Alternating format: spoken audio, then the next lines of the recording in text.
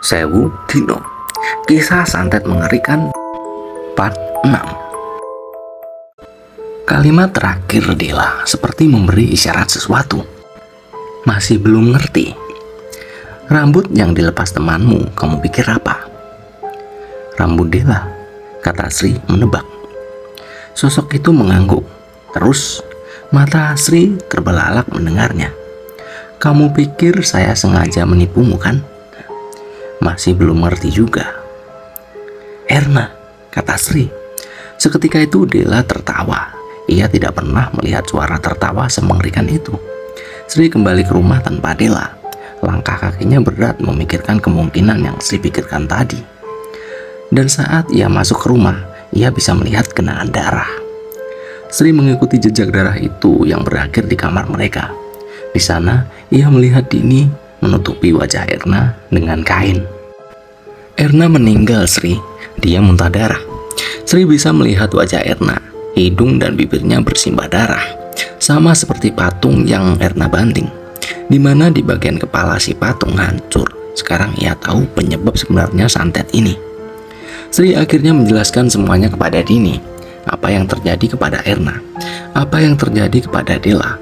Apa yang disembunyikan orang tua itu. Apa yang tidak dikatakan tentang pekerjaan ini.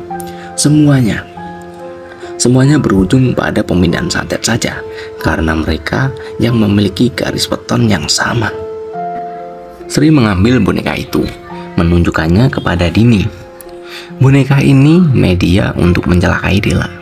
Diikat rambut Dela sejak awal. Siapa yang berani membuka harus siap menerima konsekuensi santetnya si Dela. Masalahnya, bila orang biasa yang melakukannya hanya mendatangkan kematian belaka. Beda lagi yang membuka boneka ini satu garis beton dengan Dela, yaitu kita. Kita bisa terbunuh, bisa meringankan beban untuk Dela. Aku yakin bonekanya nggak cuma satu, bisa 3, bisa sampai 10. Aku tidak tahu, tapi Erna sudah menjadi korban salah satu bonekanya. Sekarang tinggal kita.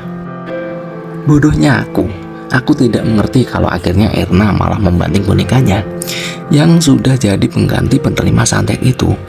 Jadi bila boneka itu ikut rusak, dia juga akan menuntut balas akibat perbuatannya. Dini yang mendengar itu hanya diam, wajahnya kebingungan. Malam itu mereka lalui dengan akhir yang tragis. Keesokan harinya, mobil Sugi datang. Sri dan Dini sudah menunggu mereka. Mbah Tamin yang pertama keluar, diikuti Sugi, si sopir. Ia menggendong Dela di punggungnya, dan tampaknya Mbah Tamin dan Sugi sudah tahu semuanya. Yang tidak diketahui mereka adalah Erna meninggal. Melihat hal itu, wajah Mbah Tamin merah padam. Ia tidak berbicara banyak, hanya mengatakan mereka harus membawa Erna pulang. Kematian Erna di luar perkiraan Mbah Tamin. Namun, ketika Sri ingin bertanya lebih jauh tentang ini, Mbah Tamin menatap dingin. Tutup saja mulutmu, dasar bayi. Tidak tahu apa-apa, seenaknya sendiri ambil resiko. Itu adalah kali terakhir Sri keluar dari hutan itu. Tidak ada percakapan apapun selama di mobil. Mereka menuju ke kediaman Mbah Krasa. Sri dan Dini duduk di luar rumah. Di dalam, ia bisa melihat Mbah Krasa tampak berbicara serius dengan Mbah Tamin. Entah apa yang mereka bicarakan, namun Sri tidak tahu lagi harus apa. Ia hanya ingin pamit. Namun, siapakah dia dengan konsekuensi bila ia memilih pamit? Seperti halnya dirinya, Dini pun sama. Bila pekerjaan dengan gaji besar itu memiliki resiko besar di luar nalar seperti ini, tidak akan ada orang waras yang mau menerimanya. Setelah menunggu lama, Sri dan Dini dipanggil untuk menghadap Mbah Krasa. Sri dan Dini melangkah masuk. Ia dipersilahkan duduk memandang wanita yang selalu saja membuat Sri merasa segan setiap melihat matanya.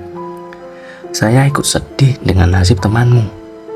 Tapi saya sudah menjamin keluarganya akan saya dapat semua kewajiban yang memang pantas dia dapatkan. Sekarang katakan, apa yang ingin kamu bicarakan sama saya? Saya mau mundur. Mbah Krasa memandang Sri. Cukup lama. Ada jeda keheningan di antara mereka. Suasana itu sama sekali tidak mengenakan bagi Sri dan Dini. Sebelum Mbah Krasa tersenyum. Bisa. Tapi aku tidak bisa menjamin nyawamu ya. Sri dan Dini melihat satu sama lain. Mereka tidak mengatakan apapun lagi. Sekarang gimana? Mundur? Tanya Mbah Krasa. Matanya mengintimidasi. Tidak, Mbah, kata Dini dan Sri bersamaan. Mbah Krasa mengangguk puas. Sebenarnya tidak perlu ada korban kalau kalian mengikuti apa yang si Mbah katakan. Cuma butuh nurut saja. Apa susahnya dengerin orang tua? Mbah Tamin menatap Sri. Sri menyimpan sesuatu yang selama ini ia tahu, bahwa dalang dibalik semua ini adalah si Mbah Tamin itu sendiri. Namun Sri masih merasa ia tidak memiliki bukti apapun. Mata Mbah Tamin seperti mengawasinya, tidak memberinya ruang leluasa untuk berbicara dengan Mbah Krasa secara pribadi. Namun entah bagaimana sekelebat pikiran itu muncul, Sri lantas mengatakan apa yang ia temukan di kamar Mbah Tamin. Bahkan Sri menunjuk boneka yang ia temukan di bawah pohon beringin. Ada sebuah pesan dari cucunya, Dila Atmojo. Mendengar itu, Mbah Krasa mengerutkan keningnya. Ia diam. Mbah Krasa memandang Mbah Tamin yang dari tadi diam sembari berdiri. Lalu ia tertawa. Cukup membuat Dini dan Sri tersentak, seakan ucapan Sri hanya omong kosong. Lalu Mbah Krasa mengatakan, "Kamu belum cerita ke anak-anak ini apa yang sebenarnya terjadi," ucap Mbah Krasa tenang. "Sok tahu," kata Mbah Tamin. Beliau mengambil sesuatu dari sakunya, boneka yang sama, termasuk foto keluarga Atmojo. Sri terlihat bingung. Apa yang sebenarnya terjadi? "Saya ceritakan semuanya, dengarkan. Tapi bila aku sudah cerita, apa yang akan terjadi sama kalian tidak akan bisa dicabut. Lantas kalian harus nurut. Nurut sampai Dila bisa selamat, atau nyawa kalian tidak akan selamat. Sama seperti Dila." Sri dan Dini masih diam mendengarkan. Santet 1000 hari, itu namanya. Santet yang bisa membunuh garis keluarga besar melalui sukma anak terakhir, keturunan terakhir. Keluarga Atmojo sebenarnya sudah memiliki musuh di mana-mana. Jadi, asal mula semuanya berasal dari sini. Saya sudah lengah mengawasi keluarga ini. Saya tidak pernah menduga sebelumnya bila Dela akan menjadi korban santet model seperti ini. Dikarenakan santet ini adalah santet untuk para pendosa yang juga akan menghabisi keluarga yang mengirim santet ini. Suara Mbah Tamin terdengar keras, menahan dendam kesumat atas insiden ini. Media yang digunakan santet ini bermacam-macam, salah satunya melalui boneka yang diisi rambut oleh keluarga yang ingin dihabisi. Nasib Dela sekarang ada di boneka ini sekarang. Masalahnya, saya tidak tahu di mana saja boneka itu ditanam, dan ada berapa saya juga tidak tahu. Boneka yang kamu temukan itu adalah salah satu dari boneka yang saya temukan di rumah ini. Saya sengaja menanam boneka itu di sana, biar nanti saat waktunya tepat bisa digunakan untuk meringankan beban sakit Dela. Ingat, waktu saya mengingatkanmu jangan membuka pintu, tapi kamu tidak mendengarkan. Sebenarnya keluarga yang mengirim santet ini masih mencari di mana keberadaan Dela. Saat itu alasan kenapa saya menyembunyikannya di sana, karena tempat itu terlalu ramai untuk mencari keberadaan Dela. Itulah alasan kenapa saya menyembunyikan Dela di sana, karena tempat itu terlalu ramai untuk mencari keberadaan Dela. Karena Dela tidak akan bisa meninggal bila Sang Banarogo belum bertemu Senggar Turi. Dela belum bisa mati. Secara otomatis, santet ini belum bisa menghabisi keluarga Atmojo. Siapa Senggar Turi itu? Yang sekarang bisa bangun sewaktu-waktu bila Dela tidak diikat dengan tali hitam itu. Jadi, tanya Sri, tinggal menunggu waktu datangnya Banarogo buat mencari istrinya Senggar Turi yang ada di tubuh Dela saat ini.